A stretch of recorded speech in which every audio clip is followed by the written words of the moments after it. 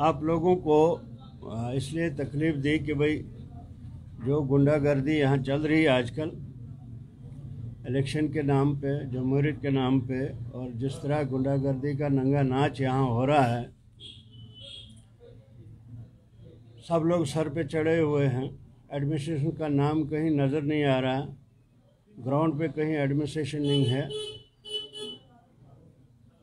Election commissioner का कोई नुमाइंदा यहाँ नहीं है जो ऑब्ज़र्व करता है क्या हो रहा है क्या नहीं हो रहा है।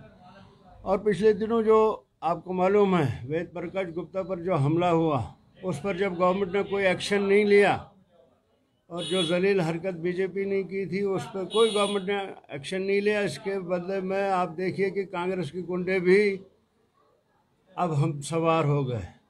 उनको पता जब बीजेपी को कुछ नहीं हुआ कांग्रेस को कौन करेगा। कांग्रेस के गुमाश्ते रात भर फिर रहे हैं। इनको किसने इजाज़त दी है? इनको किसने ये इख्तियार दिया है कि रास्ते में चलती हुई गाड़ियाँ रोकने और उनकी तलाशी करो? उनको किसने इख्तियार दिया है? हमारी कैंडिडेट एक खातून तबस्सुम वानी कल आ रही थी, वहाँ से उनकी गाड़ी का घेराव किया और एडमिनिस्ट्रेशन कहाँ सोई पड़ी है। असल में मामला ये है कि ये सारे लोग फ्रस्ट्रेट हो चुके हैं। बुनियादी तौर पर बात यह है कि कांग्रेस और बीजेपी एक ही थाली के चट्टे फट्टे हैं, एक ही कॉइन के दो रुख हैं। इनको मालूम है कि अगर नेशनल कॉन्फ्रेंस यहाँ जीती है तो दफ़ा 370 और 35 और रियासत की तशक्कुस के बात होगी, उसकी आवाज़ बुलंद होगी, अपने स्पेशल स्टेटस के लिए आवाज़ बुलंद होगी, इस रियासत के अपने वहदत के लिए उसके लिए आवाज़ बुलंद होगी, क्योंकि ये बात नहीं कर सकते। कांग्रेस को भी खतरा है, जब दफ़ा 370 की बात होगी तो कांग्रेस को कोई पूछेगा नहीं। बीजेपी तो है ही गुमाश्ती, वो गुंडा राज चला रही है, वो सबको गुलाम बनाना चाहती है। इसी तरह कांग्रेस का भी यही वतीरा रहा है। रात को पूरी कॉन्स्टिट्यूंसी में जो रात को कैंपेन ख़त्म हुई, लोग वापस आ रहे थे, हमारी कैंडिडेट वापस आ रही थी, उसकी गाड़ी का घेराव किया गया। लेकिन इख्तियार किसने दिया? क्या एडमिनिस्ट्रेशन ने इनको इख्तियार दिया कि जिसकी गाड़ी मर्जी हो उसको तलाशी लें, उसको रोक लें, उसको यरगमाल बनाने? और ये जो खातून के साथ ये हाल है, बाकी लोगों का हाल क्या होगा? इन्होंने कभी ये कहा कि हमने गांव और शहर किया है, इसकी वजह से आज एक गांव का बंदा दूसरे गांव नहीं जा सकता है और एडमिनिस्ट्रेशन सोई पड़ी। ऐसी नालायक, ऐसी गंदी डिस्ट्रिक्ट एडमिनिस्ट्रेशन आज तक नहीं देखी है। जितना बयास रोल इनका रहा है इस पूरे इलेक्शन में, पूरे इलेक्शन प्रोसेस में, जितना ये किसी के गुलाम बने हुए हैं, किसी ख़ास पार्टी के गुलाम बने हुए हैं, उसी की मन मर्जी चलती है। जमहूरियत नाम की कोई चीज़ नहीं, और जमहूरियत का जो ढकोसला इन्होंने यहाँ रचा रखा है, वो कल से हम तमाशा देख रहे हैं किस तरह जमहूरियत का कला कमा किया जा रहा है। सर, क्या वजह है जो डिस्ट्रिक्ट एडमिनिस्ट्रेशन तवज्जो नहीं दे रही इन हरकतों पे, और जो कॉन्स्टिट्यूंसीज में जो डिलिमिटेशंस की गई है, खास तौर पे कुछ ऐसे इलाकों से जोड़े गए जिनका कोई राब्ता ही नहीं रहा आज से लगभग 30-35 साल तक, तो क्या वजह है डिस्ट्रिक्ट एडमिनिस्ट्रेशन क्यों इस मामले में चुप बैठी है? वो चुप नहीं बैठी है, वो काम ही उसी का है। एक पर्टिकुलर पार्टी को जिताने के लिए उसने ये सारा षड्यंत्र रचाया है। वो सारे ये जो उन्होंने जो डिलिमिटेशन की है वो उनकी मर्ज़ी के मुताबिक है। पोलिंग ऑफिसर्स, पोलिंग ये जो आरओज़ वगैरह सब उनकी मर्ज़ी से लगाए गए हैं, और जिस धांधली और ढिठाई से उन्होंने ये इलेक्शन प्रोसेस चलाया है, आज तक हमने ये नहीं देखा है। हाँ, यहाँ बहुत सारे इलेक्शन हुए हैं, ये नंगा नाच गुंडागर्दी का कभी नहीं देखा है। आज हर एक जिसको मर्ज़ी वो पत्थर उठा के चलता है, जिसको मर्ज़ी किसी की गाड़ी क्यों रोक दे, कोई शराब पी के हो, कोई कुछ करके हो। लेकिन ये हालत हमने आज तक नहीं देखी है, और इसमें एडमिनिस्ट्रेशन का बड़ा रोल है। बहुत सोई हुई आज तक तो ग्राउंड पे कहीं नज़र ही नहीं आ रही।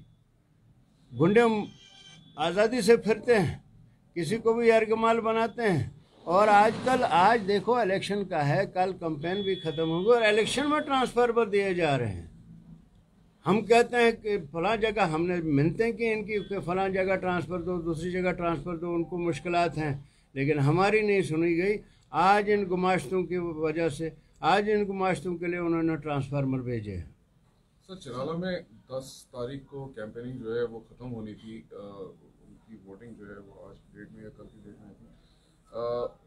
कल 11 तारीख को 2 बजे बीजेपी की रैली निकली चिराला में, और बाकी पार्टीज को जो है रोका गया रैली करने से चिराला में, खाली बीजेपी को दूसरे दिन 2 बजे तक रैली करने का। यही तो हम लोगों को बताना चाहते हैं कि जब ये लोग बरसरे इक़्तिदार आएंगे, ये लोग आगे आएंगे, जम्मू कश्मीर की हालत इन्होंने आप लोग देख रहे हैं, हमारी रियासत को ख़त्म कर दिया गया, हमारे रियासत का दर्जा ख़त्म कर दिया गया, हमारा स्पेशल स्टेटस ख़त्म कर दिया गया, और यही गुंडा राज आगे चलेगा। आप ज़मीनों को आप ख़त्म हो जाएगा, आप ज़मीनों के मालिक नहीं रहेंगे, आप गिरदौरें ख़त्म हो रही हैं, हर पंचायत में लिस्टें पब्लिश की जा रही हैं।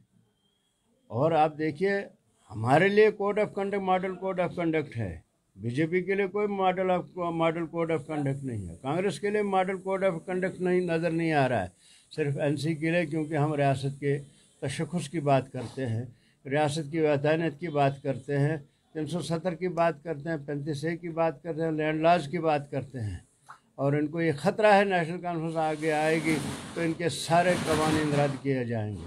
सर, जो पिछले 2 दिन से कुछ वाक़ात ये हमले किए जा रहे हैं, और कई लोगों का ये भी कहना है कि लोगों को डराया धमका जा रहा है वोटों के लिए कि खुसूसी पार्टी को वोट दिया जाए, वरना वो तो आपने देखा तमाशा परसों, वो जो काशोर में हुआ, परशोला ए में हुआ है, जिसमें वेद प्रकाश जी यहाँ से वो मटेरियल लेके जा रहे थे, कल सुबह वोटिंग होनी थी उनको, और वहाँ शराब दी जा रही थी उनको एक कमरे में बंद करके धमकाया जा रहा था कि एक पर्टिकुलर पार्टी को वोट दो वरना तुमको बहुत खतरा है। पर्टिकुलर पार्टी कौन सी है? ये सारा जो हिंदुस्तान में जो वो गुंडागर्दी का नंगा नाच हो रहा है वो यहाँ भी रचाना चाहते हैं, और इसके लिए अगर कोई इनके लिए दीवार है वो सिर्फ नेशनल कॉन्फ्रेंस है। और इसी की वजह से ये सारे लोग, चाहे वो कांग्रेसी हो चाहे बीजेपी के हों, नेशनल कॉन्फ्रेंस के वर्करों पर हमला कर रहे हैं, उनके कैंडिडेट पे हमला कर रहे हैं। ये बौखलाए हुए लोग हैं, और इसी वजह से, और एडमिनिस्ट्रेशन कहीं नज़र ही नहीं आ रही। हमको बार बार एसपी साहब को फ़ोन करना पड़ता है कि वहाँ ये हो रहा है, एसएचओ को बोलना पड़ता है। अच्छा, इनके पास नफरी का है। आज तक ऐसा इलेक्शन नहीं देखा हमने कि जहाँ लोगों की सिक्योरिटी का ख्याल नहीं रखा गया। हर जगह, हर वक्त, हर लम्हे सिक्योरिटी अवेलेबल होती थी, पैरामिलिट्री अवेलेबल होती थी, पुलिस अवेलेबल होती थी। आज कहीं नज़र नहीं आ रही। सर, कुछ आरोप जो है वो आपकी तरफ भी आए हैं, एनसी की तरफ भी। जिस दिन गुन्ना की पोलिंग थी वहाँ एक आरिफ नाम का जो पोल वॉचर था गुन्ना कॉन्स्टिट्यूंसी में, उसे जो है एलिजिडली एनसी के वर्कर्स ने मारा आफ्टर पोलिंग। तो ना, ऐसा कोई इन्फॉर्मेशन मेरे पास नहीं है, क्योंकि नेशनल कॉन्फ्रेंस दंगा फसाद पर यकीन नहीं रखती है, नेशनल कॉन्फ्रेंस वायलेंस पे यकीन नहीं रखती है। तो ये लोग सामने आ गए तो पूरा 20